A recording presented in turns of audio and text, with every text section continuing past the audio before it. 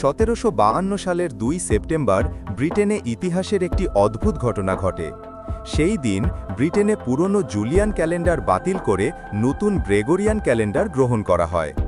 এর ফলে জনগণের দৈনন্দিন জীবনে একদম হঠাৎ করে 11 দিন উধাও হয়ে যায়।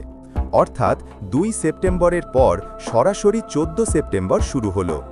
এই পরিবর্তনের কারণ ছিল জুলিয়ান ক্যালেন্ডারের একটি ছোট ত্রুটি। এটি প্রতি 127 বছরে এক দিন এগিয়ে যেত, ফলে সঠিক ঋতু এবং তারিখের মধ্যে মিল হারিয়ে যাচ্ছিল।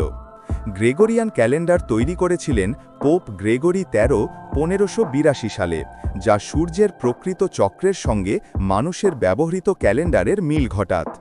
যদিও ইতালীয় ও কিছু ইউরোপীয় দেশ তখনই এই ক্যালেন্ডার গ্রহণ করেছিল, ব্রিটেন তখন পর্যন্ত জুলিয়ান ক্যালেন্ডার ব্যবহার করছিল। ফলে 1752 সালে তাদের জন্য হঠাৎ 11 দিন বাদ দেয়া হয়।